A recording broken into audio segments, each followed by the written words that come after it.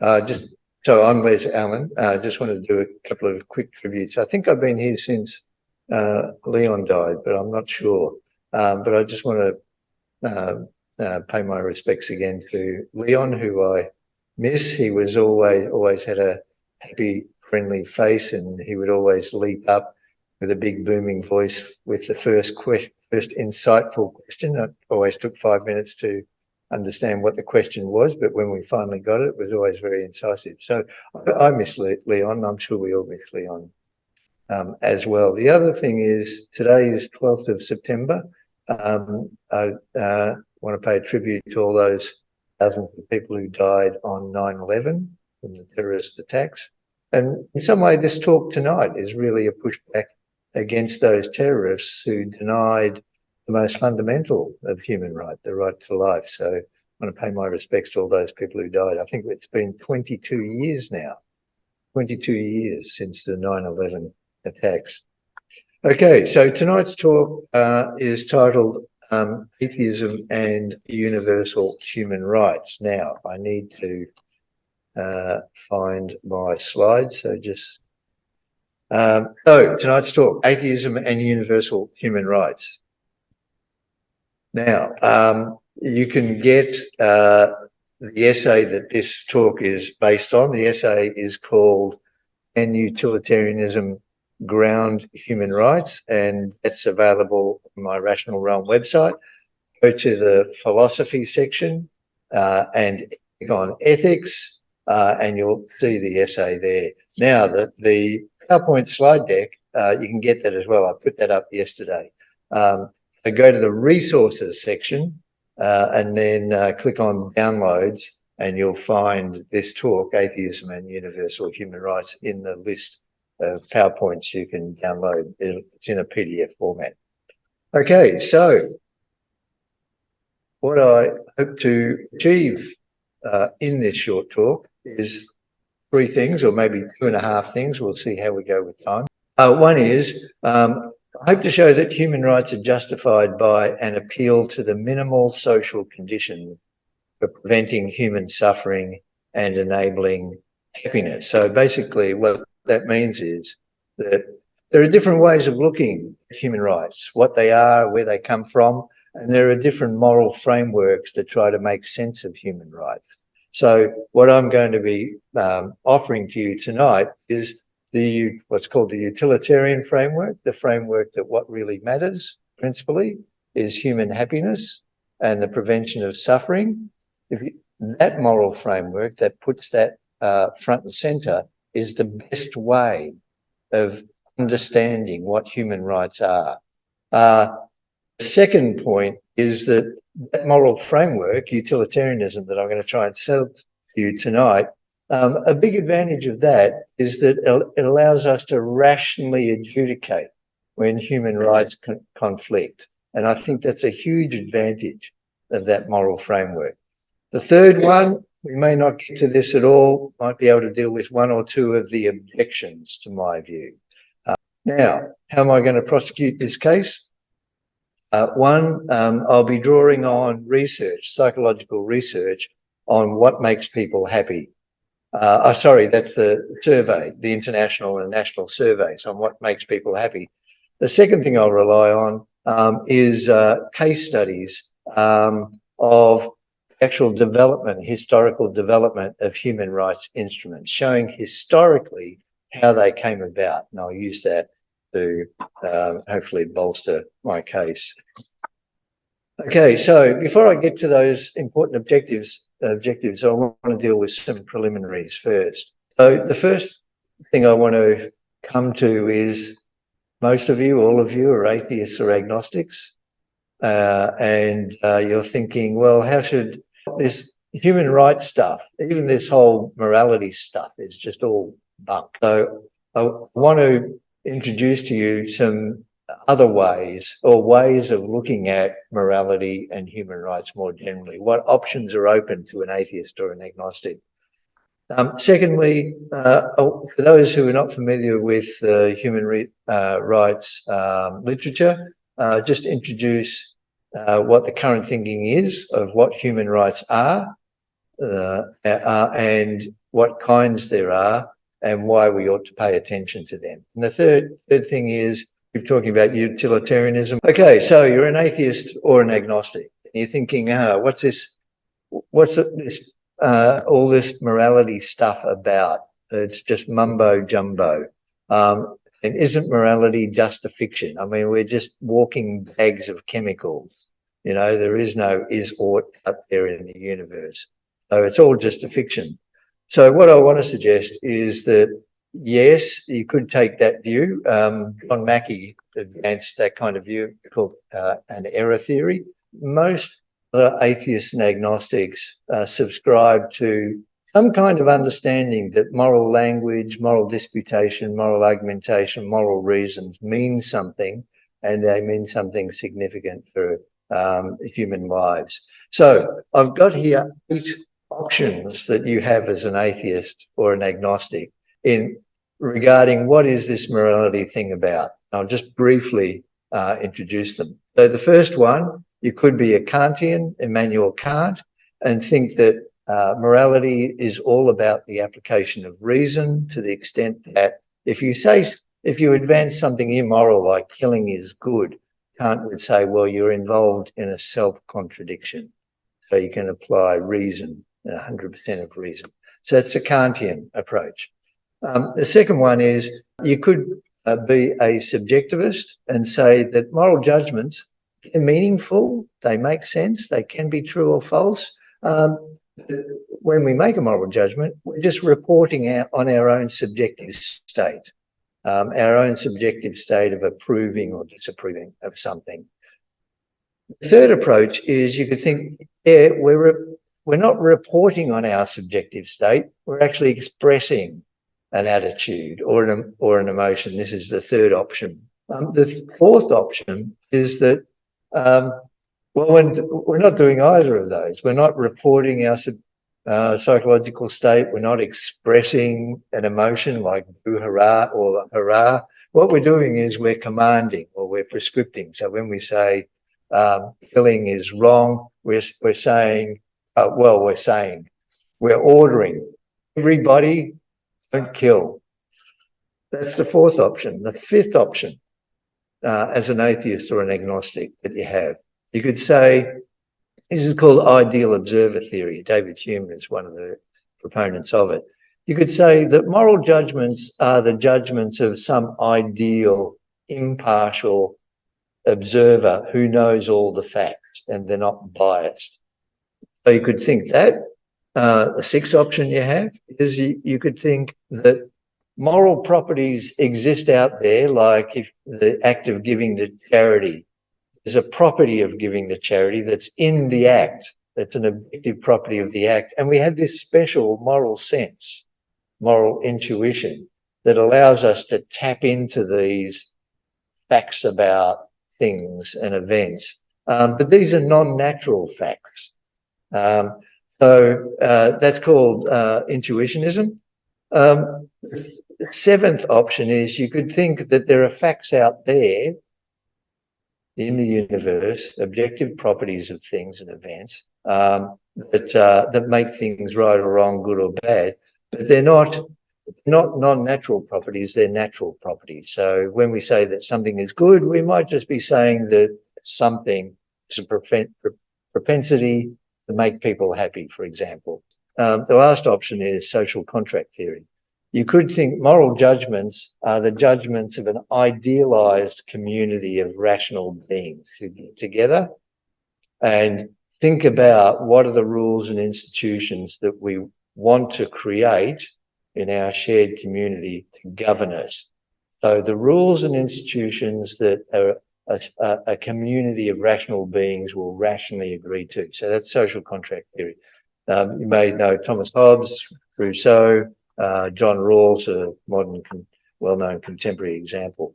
Okay, so they're the options you have as an atheist and agnostic about what morality is about. Okay, so now what I want to say tonight, when I'm talking about what grounds moral right, I'm going to be addressing the talk people who think morality is something substantive, it's not just fiction.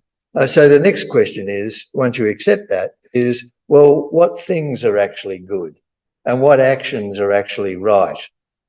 Tell me what's good and tell me what's right, or how do I go about thinking about those? And once again, as an atheist, so this is what's called normative ethics. What I discussed on the previous slide is what morality is about. That's a concern of meta-ethics. So what things are actually good and what actions are actually right is a concern of normative ethics. So once again, as an atheist or an agnostic, you've got a number of options. So what I'm trying to get here is the idea that just because God doesn't exist or some supernatural realm doesn't exist, it's not immediately given that morality is bunk. So as an atheist agnostic, you've got a number of options. I've only got 7 listed here. I think they're probably the predominant ones. First one is a non-supernatural version of natural law theory. Thomas Aquinas advanced a natural law theory, but his was obviously a theistic Catholic version of it. More recently, there have been natural, as in non-supernatural versions of natural law theory.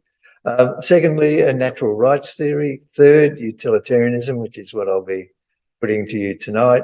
Four, pluralist consequentialism. So for a utilitarian, you think only one thing is intrinsically good. It could be human welfare, could be human flourishing, could be happiness. But for a pluralist, they say, no, there's more things, more kinds of things that are intrinsically good. It could be knowledge, it could be friendship, and so on. 5, Stoicism. 6, virtue ethics, which have made a comeback in the last couple of decades. And the 7th, called deontological ethics, which I'll talk about in a moment, in contrast with utilitarianism. So that's the lay of the land if you're an atheist or an agnostic, as a way of not immediately discounting universal human rights talk as rubbish or nonsense. Okay, so I said I'd describe briefly where most theorists are at, what they agree to, what human rights are. So these are 6 things I think that they largely agree among themselves. 1, human rights are claims on others, that is a moral obligation of others to protect a freedom or to provide benefit. 2, human rights are high priority in deciding what to do and of overriding importance in deciding how we relate to and impact others. 3, human rights are inalienable, meaning they can't be taken away. 4, human rights are not absolute, meaning they are defeasible and can be overridden by other rights or obligations when there's a conflict. 5, human rights are universal, owned by all human beings. Now, this is the controversial part. And can be expanded to include all sentient creatures. Now, I put that in as a call out to our non-human sentient friend. That is very, very debatable about whether non-human sentients have moral rights, or whether we have any moral obligations to them. And lastly, human rights are moral rights that can be exemplified or instantiated in legal systems, and the various covenants going back over the last few centuries have done that, instantiated them in legislation and in constitutions. Okay, so continuing on with the brief intro to human rights, it's important to keep in mind there are 2 kinds of rights, and this is brought out in the various human rights instruments. The first one is liberty rights or negative rights. These are the rights to stop other people interfering in your life, what you're doing. The second kind is what are called social rights or positive rights. These are rights that other people, goods that communities or governments owe to you, to allow you to develop into a full human being. So included in there is the right to work, education, housing, and so on. The other thing to keep in mind is the terms. Human rights technically applies to transnational rights, rights that apply among all nations, and contrast that with constitutional or civil rights, which are rights that are enshrined in particular states' constitutions or the state's Bill of Rights. I'll be discussing both of those tonight. Now, take note, won't be discussing person-specific or situation-specific rights. For example, Mary's right to be paid by George under a law of contracts. Legal rights, won't be talking about those. Talking about universal human rights. Okay, so we've got a number of options for how do we evaluate what's the best theory for understanding what human rights are, universal human rights. And I've got two criteria for helping us evaluate what's a good theory to help us understand rights. One is a good theory will come up with a plausible explanation for where these rights come from, what grounds them. And part of that is explaining to us what rights we have. Is there a right to life? Is there a right to death? Is there a right to possessions? If there are, how does that follow from the theory? Because you don't want rights just popping into existence unexplained. So what particular rights do we have, and what kinds of beings have rights? Is it just men? Is it just landowners? Is it just human beings? So that needs to be explained as part of the theory as well, a cogent explanation. Second criteria is what helps us decide when rights conflict. We wanted to give us principled reasons for why this right takes precedence when it clashes with this other right in situation X. We want a rational procedure, one that's not just left to whim. So one of my claims is that utilitarianism best satisfies these two criteria for an explanation of where rights come from. I also think it helps explain a couple of other features of universal human rights, two advantages of it. The first one, that human rights can be inward facing, looking into a nation state, and the benefit is it provides checks and balances, framing and reviewing legislation. But universal human rights is also outward facing from a nation, covering the whole world. And there, the big benefit there is that rights talk applies moral and legal pressure on despotic or totalitarian regimes. And we're seeing that put to good use, say, with the sanctions, the moral sanctions against Russia with its invasion of Ukraine. Okay, I said I'd quickly have a look at a human rights instrument so you get a flavour. Go on the ICCPR, the International Covenant on Civil and Political Rights. And now this was the legally binding instantiation of the Universal Declaration of Human Rights signed in 1948. So a covenant like this, all these kinds of covenants have a preamble that give the context for the document, may say where these rights come from and the purpose of that particular covenant. So a preamble that has a number of articles, and each article will explicate a particular right. So Article 1, right of self-determination. You know, going down to an important one, Article 6, right to life, freedom from genocide, and so on. And then with each of these articles explicating a particular right or kind of right, there's always an explanatory paragraph or two that explains that right, might explain some restrictions on it and whatever. So a covenant like this has got quite a number. I think there's 27 in this one.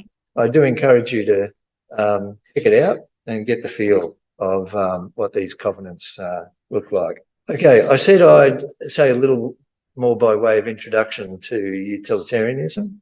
Now, utilitarianism is what's called a consequentialist theory. Consequentialist theories are a collection of theories. What they have in common is that they say there's one or more things that are intrinsically good in themselves. You don't need any further explanation why X is good, it's intrinsically good. What's characteristic about consequentialist theory is that it's then got a maximizing principle. X is good.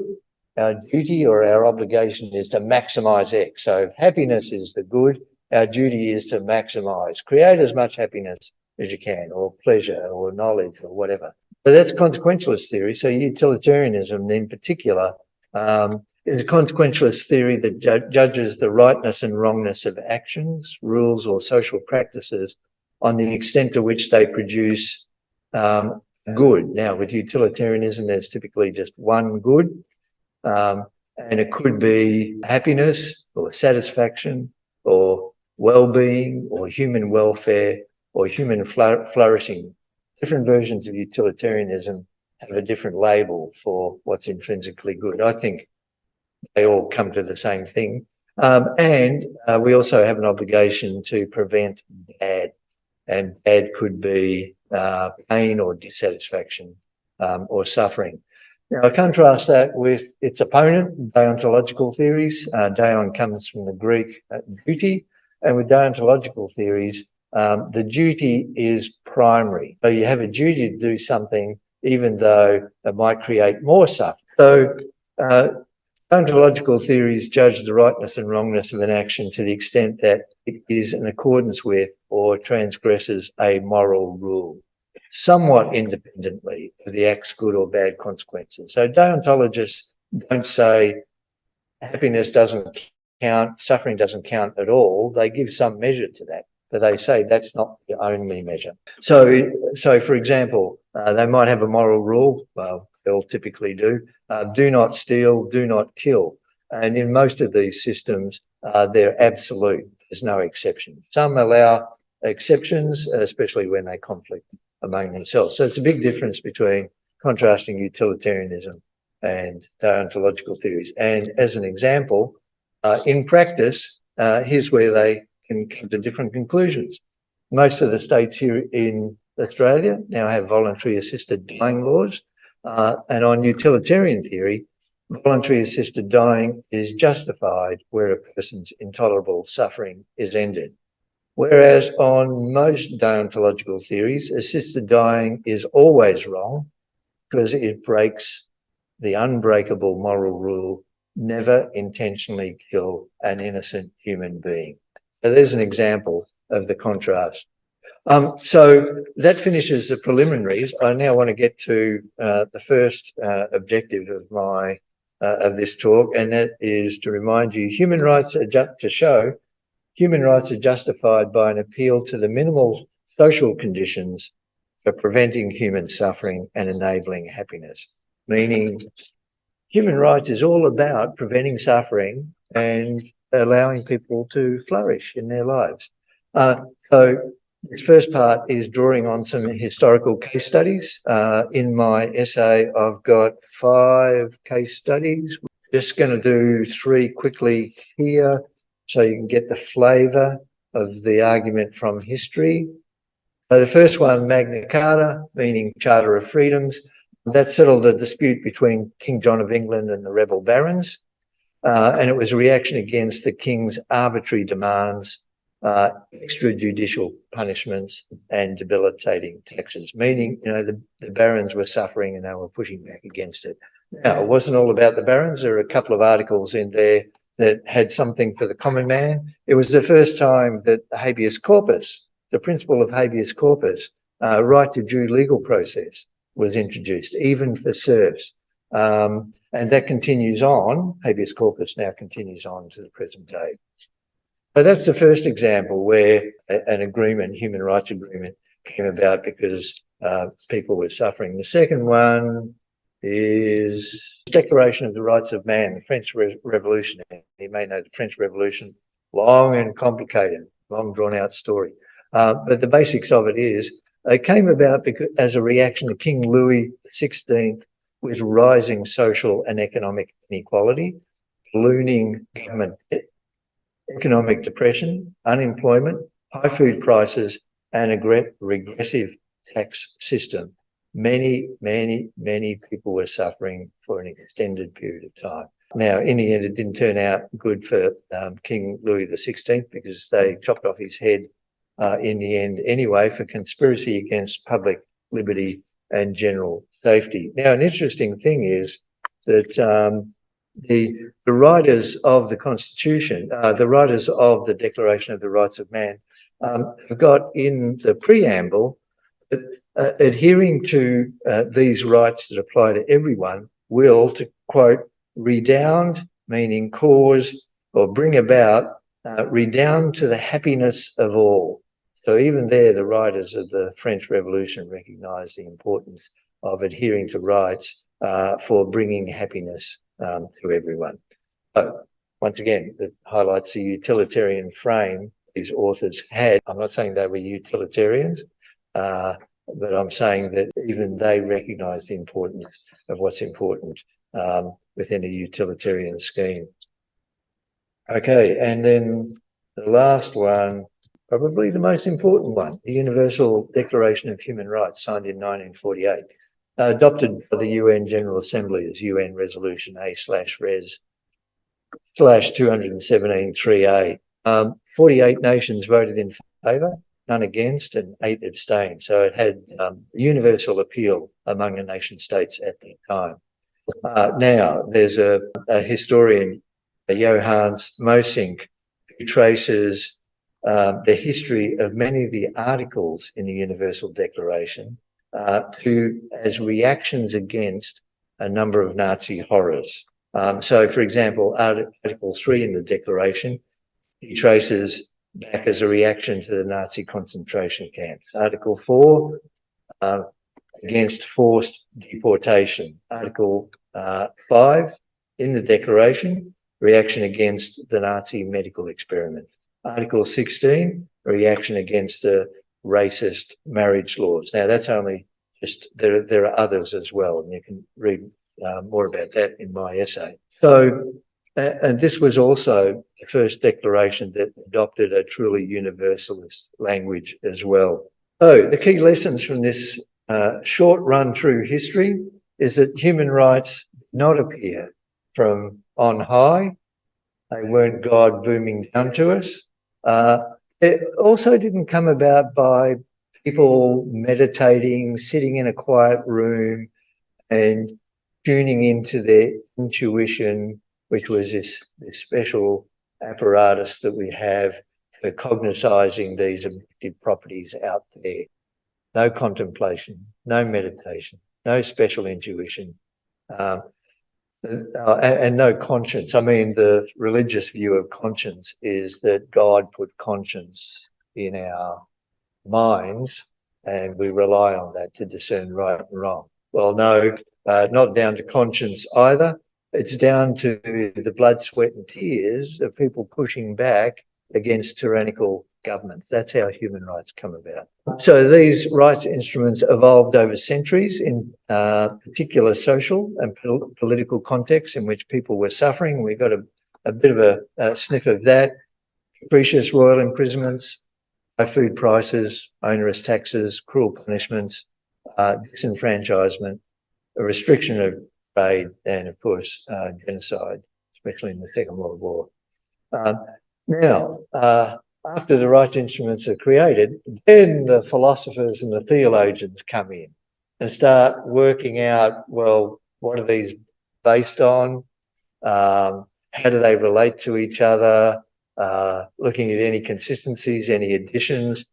And then literally over the centuries, I think a common thing is the application of what I call impartial reasoning. Okay, if male serfs ought to be allowed to vote, then there's nothing substantially different between a male serf and a female. So females should be allowed to vote.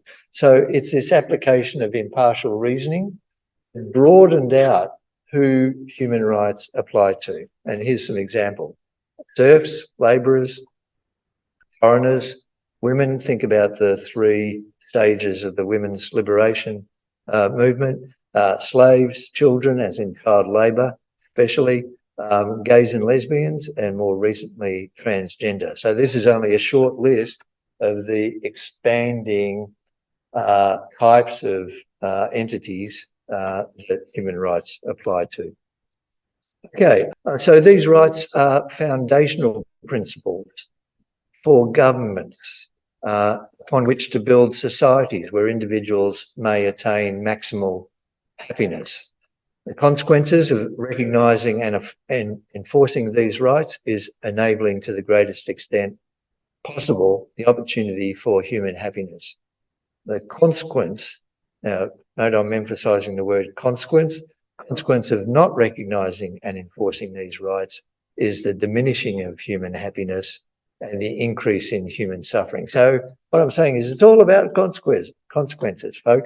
Now, I've been using the term happiness, so feel free to substitute the word happiness if you're not happy with it, with satisfaction or human welfare or human well-being or human flourishing or other similar term you think serves your purpose better. So how does enforcing human rights do that? Promote happiness and thwart suffering? Well, it prevents the thwarting of basic human needs, in particular these negative rights, life, liberty, security, etc. It prevents the thwarting of those basic needs. And if you look at the Universal Declaration of Human Rights, I've got some examples there. Articles 3, 4, 5, 9 and 13 apply specifically to that. The second thing it does is it fosters conditions. This is governments fostering conditions for satisfying basic human needs, these positive rights, the right to work, education, housing, these fundamentals that are needed for living a minimally decent life. And I've got examples there, the Universal Declaration of Human Rights, Articles 22, 23, 24, 25 and 26 illustrate that point.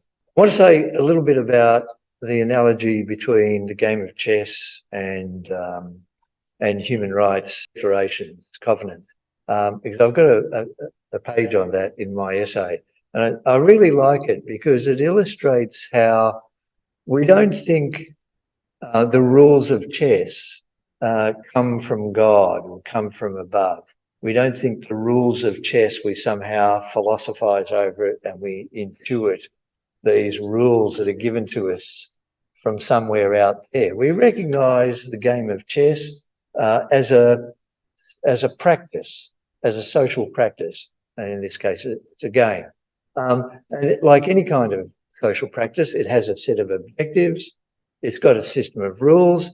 It's got rewards and penalties for doing the right thing and doing the wrong thing. And it's got defined roles, defines a practice. The game of chess is like our human rights covenants and instruments, both social practices. And just as we don't think that the game of chess there's anything mysterious or supernatural about it, well, it's the same with our human rights instruments. So game of chess and human rights systems both develop to meet certain needs. So with the game of chess, the objectives there are to create interest for fans, to be challenging for the players, and also requirement, the rules are comprehensible, not too complicated. Same with our human rights system. It's got objectives as well, which we satisfy with this social practice of human rights. Objectives minimise suffering and maximise the potential for human flourishing. And we also want to make the rights easily understandable. So a lot of work goes into writing the articles and the supporting text. So there's nothing, just as there's nothing mysterious about the game of chess, there's nothing mysterious or supernatural or needing to have any religious light shone on it. And just like the rules of chess, I mean, the rules of chess didn't appear and then stayed fixed. They didn't come from God and then stayed fixed forever. The rules of chess evolved. I can't remember, there's some histories on the rules of chess. They've been going back a long time. But the game of chess evolved over time as different people came in and thought the objectives could be better satisfied by tweaking it here and tweaking it there. And that's what we do with our human rights instruments. I mean, they're human instruments. So they evolve over time as we get a better understanding of human psychology and what's required to create a minimally satisfying life. Okay, so I've tried to draw some linkages here.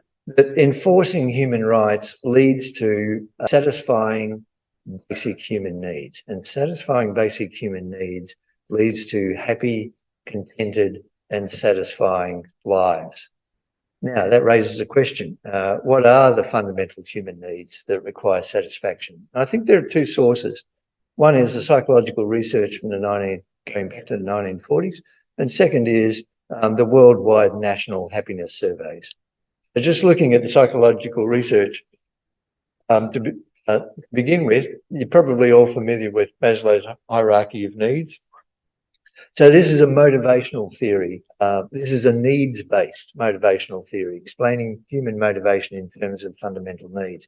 And Maslow thought that we have a set of basic needs at the bottom of the pyramid, our safety needs, our psychological needs. These are basic to every human being, universal, like air, water, food, personal security. And once we have those satisfied to a good amount, then the human being is then motivated to satisfy the needs in the next level up. And they're the psychological needs, self-esteem needs, social needs, for respect, self-esteem, friendship, intimacy, and so on. And once you have those to a good extent satisfied, then you go to the top level, self-actualization. These are focused on, with a human being, thinking, how can I be the best human being or best person that I can be? Continuing the research, going to the 1960s, Karl Alderfer, he tweaked the model somewhat. He had what's called an ERG model, refining Maslow. So he thought we had existence needs, these basic material existence requirements. And when we had most of those fulfilled, then we go to the relatedness needs, maintaining important interpersonal relationships, and then on to growth needs. I'll just briefly mention Carl Rogers, who was a clinical psychologist. He was a humanistic psychologist. He had a theory of personality development. He basically accepted Maslow as well. But with his clinical practice, he focused a lot on autonomy and people's need for acceptance. So these are all refinements around the same basic idea that we have fundamental human needs, from the very basic physiological needs through to the communal needs and then self-actualization needs. The vast bulk of the population have these needs. They're pretty much universal. And if those needs aren't satisfied, then you don't reach the level of happiness that is optimal, that you could reach. And if the basic ones are thwarted, you will be suffering.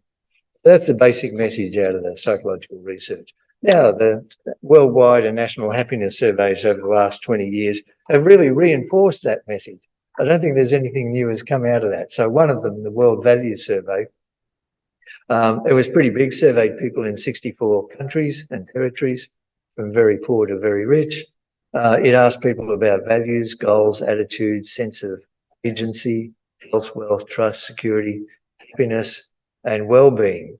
Now, it found a causal link between economic prosperity, what governments can do, forms of government, personal autonomy, freedom, and the causal link to levels of happiness.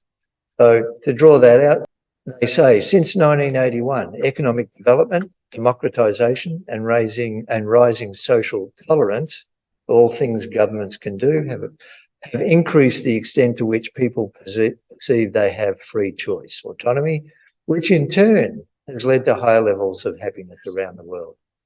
Emancipative values change people's life strategy from an emphasis on securing decent subsistence level, Maslow's lower levels, to enhancing human agency.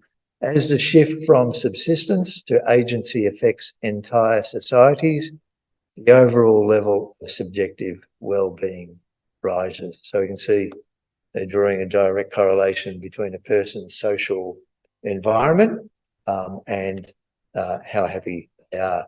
Another really important survey was the World Happiness Report. Surveyed people in 160 countries, 40 languages.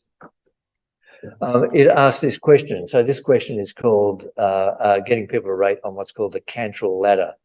They ask, please imagine a ladder with steps numbered from 0 at the bottom, 10 at the top.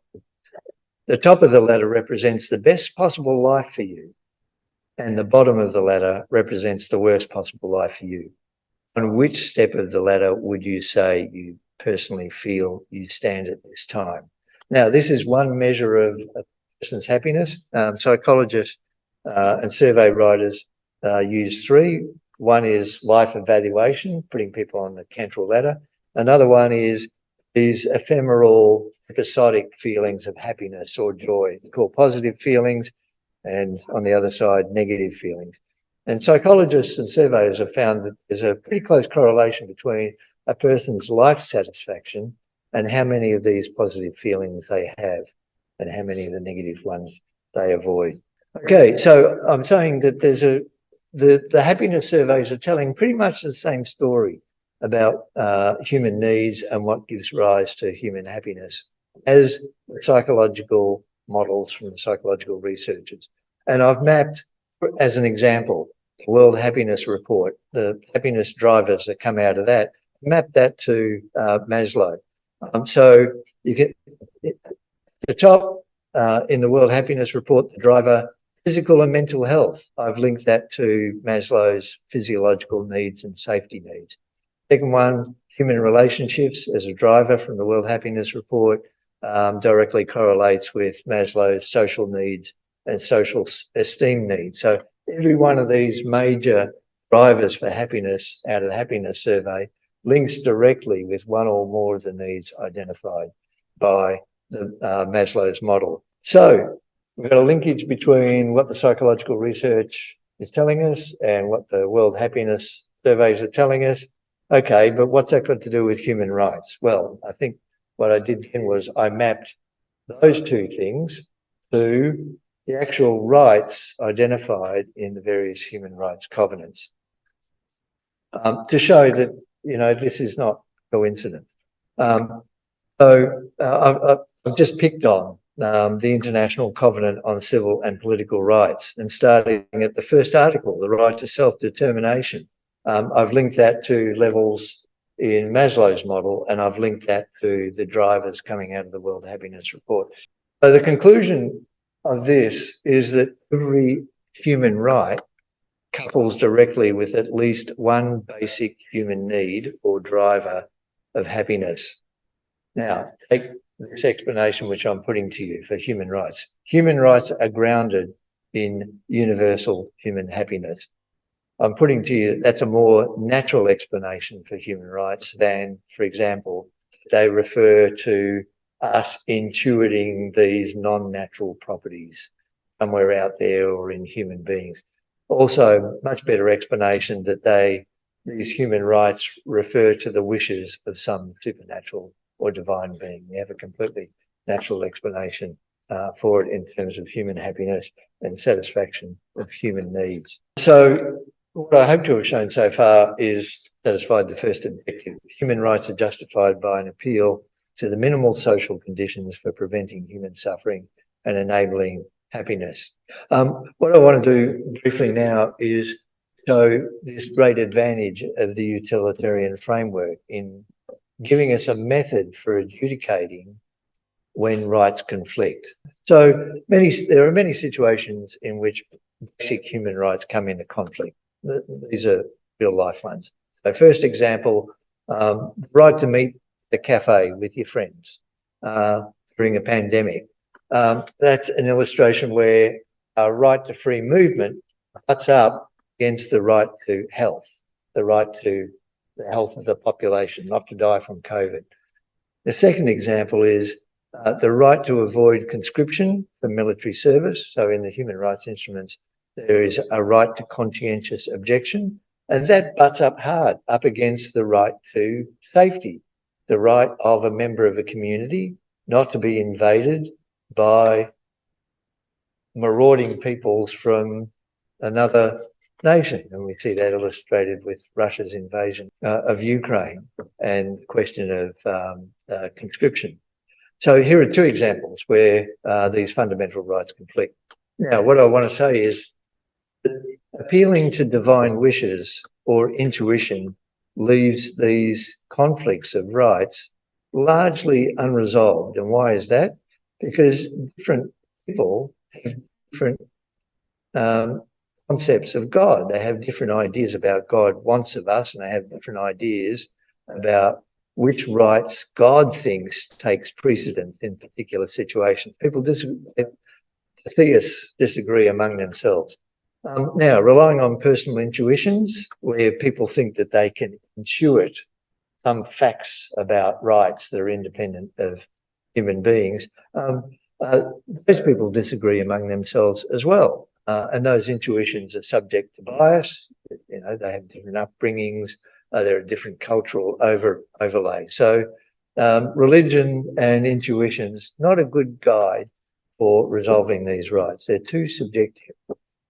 What I want to suggest is that this utilitarian framing resolves conflicts objectively and humanely by appeal to preventing much misery with the least sacrifice of happiness of others. And we saw that with the COVID. We have to sacrifice with the lockdowns, and in some cases, it's a big sacrifice, not a little sacrifice. But the sacrifice borne by those people who died from the COVID and the sacrifice of those people who watched their friends and family die from COVID, theirs was a much, much, much, much, much bigger sacrifice than the loss of our free movement. So that's an illustration of where we can apply this objective principle of minimization of harm. Okay, this is actually what happens in the various human rights covenants and instruments.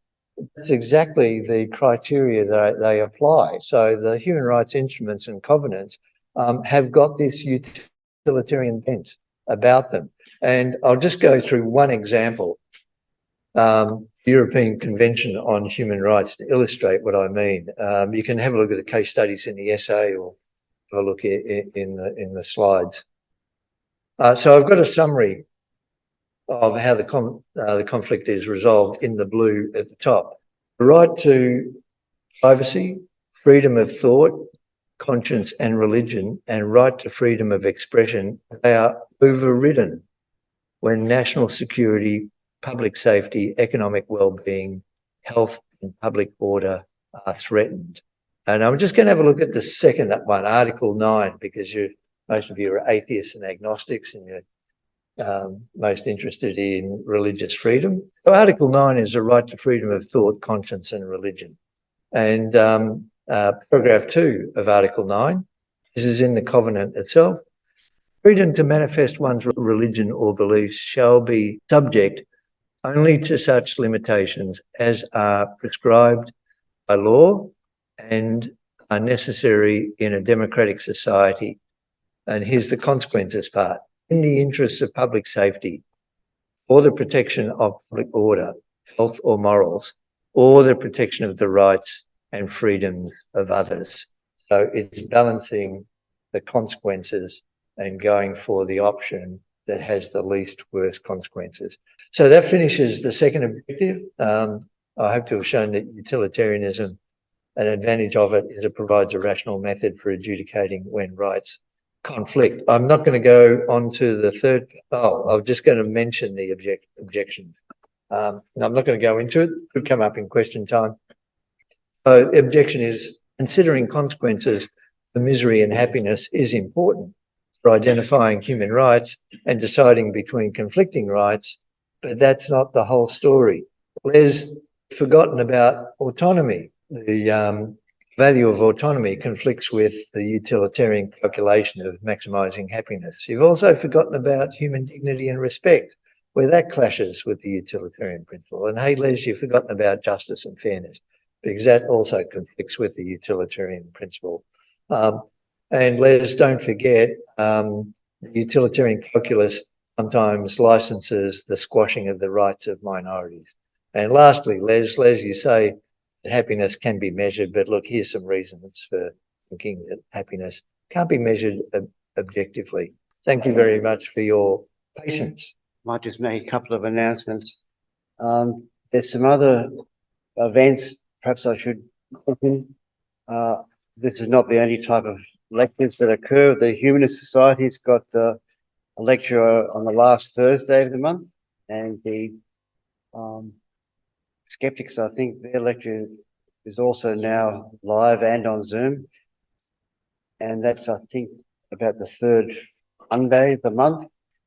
And the Atheist meetup group has a pub night the first Friday of the month, and the Humanists now also, this is in the Elsmere Hotel, Humanists also have a pub night in the same place on the third Friday of the month. So there's plenty of activities that you're welcome to attend. Hand over to people for questions. Trying to suggest that, for example, honesty is a moral principle which is inherent in itself, and also a lot of those principles can be justified by something like the golden rule. So you wouldn't like to be lied to, so don't lie yourself. And you wouldn't like to be treated unjustly, so don't do that to other people.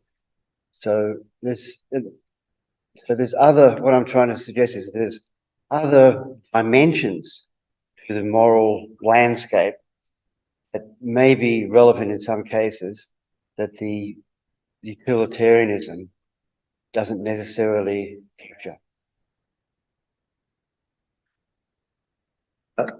Thanks, John. To your first point first about the increasing emphasis of governments focused on the welfare of citizens, I think that really came to the fore after the Second World War. I'm thinking of Franklin D. Roosevelt's New Deal, trying to get applying Keynesian economics, if I remember rightly, trying to lift up the poorest in society. So I think from that time on, there's been more of governments around the world thinking more about their role being raising the welfare of their citizens. And I contrast that with some of the laws of old, in medieval and Victorian England, that had moral crimes, prostitution, suicide. These were moral crimes. They were moral failings of the individual. And the state had the right to put you in jail because of those moral crimes. So contrary to that was the notion of the victimless crime. These crimes had no victims. And that's a direct result of utilitarian thinking from reformers, especially Jeremy Bentham, John Stuart Mill. These were the utilitarian reformers that tried to move governments away from this religious specialness that we, the governing members, we're the virtuous, and we have to show you how to lead religious virtuous lives as well. Bentham and Mill and Sidgwick were really pushing back against that, the classical utilitarians. So the rise of the modern welfare state, and I talked about Roosevelt's New Deal, I won't say all of that is due to the wiping away of these religious traditions based on virtues, and was really bringing to the fore this new kind of utilitarian thinking. And we have a whole area in economics today called welfare economics. What's the best way to spend our common dollar, our nation's money, to lift up those people who most need lifting up? How do we best spend our money to do that? The war on drugs is another crime. Is another one of those moral, thought of as moral failings. Up 1960s, Nixon's war on drugs, it was a moral failing, and we have to put these people in jail. because they're bad people. And it's turned around a lot now, once again, from utilitarian type thinking, that there is harm here. People are dying from drug overdoses. They can't keep a job because they're addicted. There is a lot of harm here. So how do we minimize the harm instead of squashing down on people for being immoral? How do we actually help these people? And all of that is a result, I think, in large part of this utilitarian revolution from the 1800s on. So that's on that. The other big question you raised about, hey, there are these other considerations, and you had the good example of honesty. Maybe the honesty principle is an independent principle that we have to add into the mix. Looking at all of the virtues, I mean, over the years, I still have the view, that, and this is what I like about utilitarianism. It's a fantastic explanatory model because it explains why a virtue is a virtue, not a vice. Why is honesty a virtue and not a vice? Why is courage a virtue and not a vice? Why is charity a virtue and not a vice? And when I look at all of these virtues, the reason well, it's not just me, come up with is they're virtues because they promote human flourishing. We have a rule of honesty because if we don't encourage people to be honest, at least 99.9% of the time, unless they've got a really, really good reason for being dishonest, like the Nazis knocking at the door looking for the Jew you're hiding, we're all for honesty 99.99% of the time, because if we can rely on the truth of what people say, we will all be better off. But if we're in a society where when you say something, it's 50-50. John might be telling the truth, John might not be. I can't rely on it. And when you can't rely on the word of other people,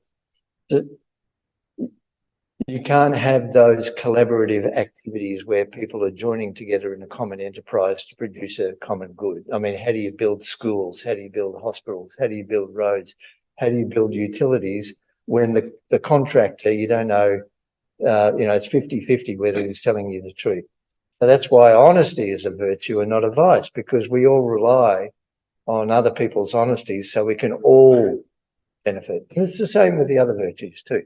So that's what I'm saying. That's what I'm saying. I think that's one of the big advantages of utilitarianism. It actually explains why the virtues are virtues and not vices. And we looked at honesty, but we can do that for the other virtues as well. In terms of justice, I mean, I devote a part of the essay dealing with the objection of justice. There are some classic counterexamples to utilitarianism showing that it leads to unjust examples. There's the transplant case, there's the sheriff case, and there's the doctor case. The doctor case, healthy patient comes in to the hospital for a checkup. The doctor's got 5 patients lying on operating tables. Each of them needs a different organ. One needs a heart, one needs lungs, otherwise they're going to die. The doctor thinks, this healthy person's come in for a checkup. I'll take her lungs, I'll take her heart, I'll take her kidney, I'll take these 5 organs from her. By letting this one healthy person die, I can save 5 people. So this is one of the classic counterexamples to utilitarianism. But I think they misapply. Well, I mean, it's a long story because there are different versions of utilitarianism. I think all of them actually, all 3 main versions of utilitarianism can account for why it's wrong for the doctor to kill the healthy patient. I think all 3 versions of utilitarianism succeed, but my favourite version does it the best. So that was a case of injustice. It's unjust to kill the patient. Like the sheriff, it's unjust for the sheriff to kill Joe to prevent a riot. I mean, these are all classic counterexamples. And I think one version of utilitarianism, ACT utilitarianism, I think doesn't do a good job of responding to these, but rule utilitarianism and my rules in practice utilitarianism do a spectacular job in responding to those and show why it's wrong for the doctor to kill the patient and why it's wrong for the sheriff to frame Joe to prevent a riot and so on. All of these have answers. EJ has their hand up. Hang on, there's a voice coming through. EJ has a question. EJ, having a bit of a try and shout it, EJ. So it might not be a particularly well-formed question, but it's basically about the idea that you're saying utilitarianism can adjudicate these cases, and you gave the case of, say, the masks for like freedom versus health. And you said that utilitarianism does a better job rather than, say, intuition. But it's my impression that when someone approaches like this masks question, that it will be roughly incalculable and people are going to fall back on intuition anyway, or that they'll just use their intuition to make up some numbers that support whichever side of the argument that they want. And so basically, I'm not convinced that utilitarianism will help in a case like that. What are your thoughts? Thanks, EJ. Yeah, so take it you're saying that when the public health experts provide us reasons for why we have to wear a mask, which take away our liberty, we don't have bodily integrity anymore, we can't do with our body what we want, I don't want to wear a mask. So when the public health experts come out with the data and research showing that masks work, you're saying that they form that view from intuition and then they just go looking around for data to support it or manufacture the data. Yeah, look, not quite. My point is not whether masks work, but given that masks work and they save lives, how do we balance... Hang on, we're just going to plug you back in again. Hang on, we just start again. We've just plugged you back in again. That's not quite my point. It's not really about whether masks work. I think that you can use science to determine that, but you need utilitarianism to determine how much to value life over freedom or health over freedom and weigh that up. And I'm not sure that science can necessarily do that. And so I'm wondering, how does one, like once you know how many lives a mask will save, how do you work out whether freedom is worth that? Yeah, okay. Well, some calculations seem pretty clear and I think would get universal approval. For example, if we can get everyone at a conference to wear a mask, we know that it will stop 50 people from being infected and 5 of those will die. We've got the data to show that, for example. So the calculation is the inconvenience of, say, 1,000 people at the conference wearing a mask. The inconvenience of 1,000 people wearing a mask at the conference, make them do that. It will save 5 lives. Now, we can go into technicalities of doing the calculation, but I think most people will see it quite intuitively that 5 lives are worth much more than the inconvenience of 1,000 people wearing a mask for a day. Now, we could do the utility calculations on that, but I think most people would agree, look, I don't need to do a utility calculation on that. It's obvious. A life is of immeasurable worth to the person who has it, and they'll lose something of immeasurable worth, or something that's of astoundingly great worth compared with the inconvenience of wearing a mask. If you take the one person, you ask the one person, would you wear a mask for a day to prevent you being killed? Everybody of sound mind would, of course, say yes. So you can even do the utility calculation from your own experience, just thinking about yourself. So that's the way I weigh up the inconvenience versus the loss. Now, that's a simple example. Some examples, of course, are a lot more difficult, like with restriction of travel during COVID. How how long do you make the restriction time, restriction for a week, for a month, how much restriction, you can only drive 1 kilometre or 5 kilometres, and for what essential services. I mean, these are incredibly difficult decisions to make. But at the end of the day, not making a decision is a decision, and not making a decision will cost a lot of lives. So it's best to make a decision that you know is not optimal, because we don't have all the facts. It's best to make a decision we know is not optimal, because not making that decision will have catastrophic consequences. Robert.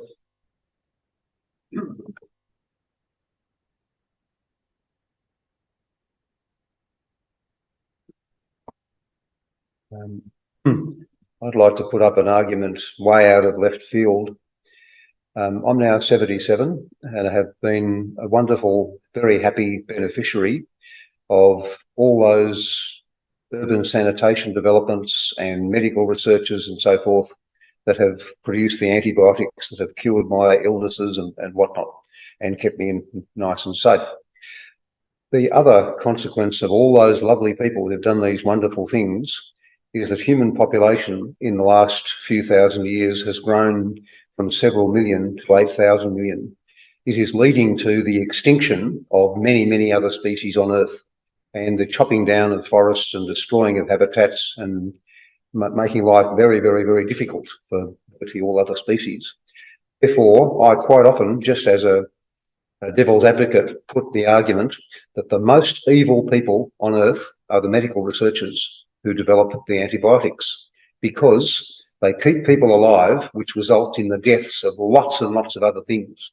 Most of those people will eat meat and end up killing other animals just to keep themselves alive.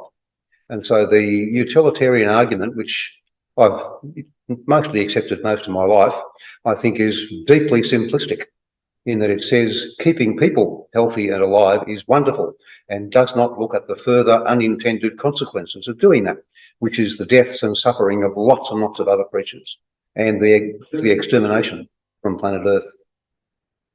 So the increase in human population, which is the result of the welfare state and all those other things, is unutterably evil, because it is destroying the planet. Everybody wants to live the nice, comfortable, middle-class lifestyle that I am able to live. The planet can't cope with it. It is destroying the planet. So human welfare is incredibly destructive. There are further consequences. It is not a case of simply saying, I am alive, I am happy, I am healthy, I am free of suffering, because my existence causes lots of suffering to other things just because I'm here. I think the utilitarian judgments about looking exclusively at humans are grossly simplistic. There are other consequences that we need to take into account, and that makes moral judgments very, very difficult. I try extremely hard to live a moral life, and whenever I think of these sort of issues, I think I'm a complete failure, because I'm kidding myself.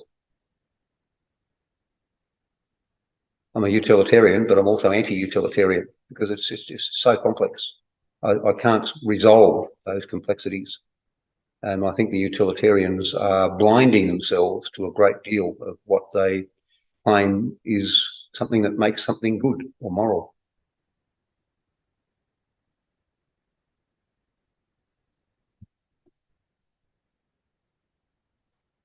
Thanks, Robert.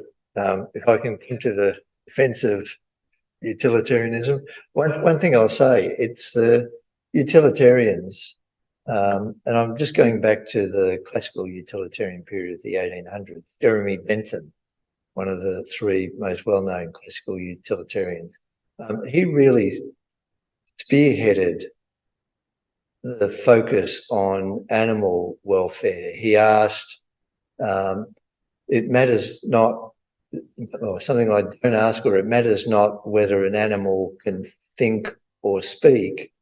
What matters is whether it can suffer. So Jeremy Bentham, one of the spearheaders of the modern focus on animal welfare, utilitarian, classical utilitarian, modern utilitarians. Peter Singer started almost single-handedly the modern animal liberation movement in 1975 with his book Animal Liberation, another utilitarian. So it's characteristic of utilitarians. I mean, this is the thing about utilitarianism. It's anti-human exceptionalism, anti-anthropocentric, because it says what is of intrinsic value is happiness or pleasure or welfare or satisfaction of interest. And the utilitarians have argued that that's not peculiar to human beings. It's peculiar to sentience. And actually, there's a website called, there's a movement called sentientism. There's a website. Can't remember what it's called. Might be sentientism.org or whatever. And this is really a subset within the utilitarian movement. So it's the utilitarians that have been pushing for the moral consideration of the sufferings of non-human sentience. The bigger question about our actions as humans impact other species, well, sure. A utilitarian set doesn't say only count the impacts on humans. Once again, utilitarian argues you've got to count the impacts on all sentient beings. So it would agree with you, Robert. Someone who really was a genuine utilitarian would consider the impacts of their meat eating, deforestation, and all the other bad things we do on all the other animal species, all the other sentient species on Earth. So they're with you. They'd be arguing on your side. The problem with it.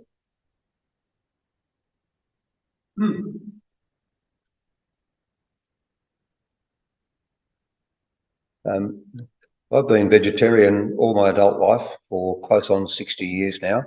I try as hard as I can to promote the welfare of other species.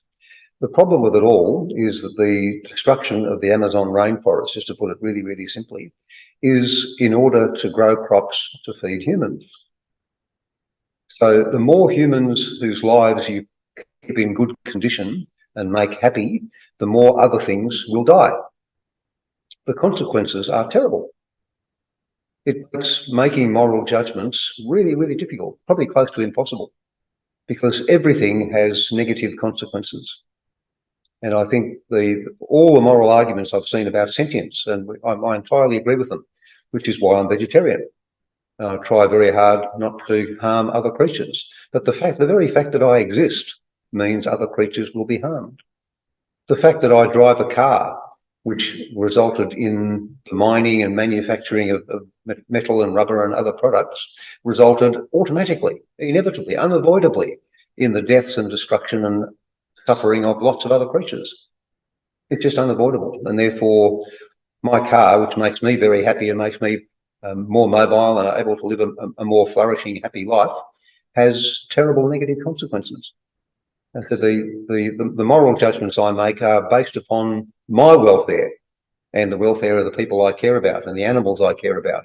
But then there's all the unforeseen consequences, which are just absolutely appalling. So in some senses, I make moral judgments every day, and I think I do a pretty good job because I'm pretty careful about it all. And in some senses, it's just impossible. You can't make moral judgments because every good thing you do has really bad consequences, the ones you don't like to think about. That's my problem. And I think it's a really deep flaw in utilitarianism. I came across a very similar argument in a little tiny book on ethics by G.E. Moore, which I read 3 or 4 years ago, in which he said utilitarianism is wonderful except for its absolutely fatal flaw. You cannot know the full consequences of anything. And as soon as you start to think about the consequences, the real unintended consequences, which are inevitable, the moral judgment becomes really, really blurred. And so I feel good because of all the good things I've done in my life. I'm a conservationist, a vegetarian, etc. But I also feel bad because the very fact that I exist has led to really bad consequences. And the fact that all you exist has also led to really bad consequences. And the fact that there are now 8,000 million people on Earth has led to terrible consequences and is leading to worse ones. That's the problem. It makes moral judgments really icky, very awkward. I want to throw in one more thing. That is that what are our moral obligations to future generations? Not just other human beings that exist now. It's all of the ones that come after us. And at the moment, we're leaving them complete disaster that they'll somehow have to deal with. So there's an unlimited number of things to worry about. Positive thing I can say is it's a good thing that we're actually worrying about them. So at least we're aware and we're concerned and we're trying to bumble through and possibly find a solution. So let's maybe keep trying to do that. Well, I think we're out of time now. So thank you very much, everybody. Next month is going to be Harris Sultan talking about do we really need religion? I think is the topic. So you're welcome to attend that next month. And thank you very much, everyone, tonight. We'll call it. Thank you very much, Les. Very, very good.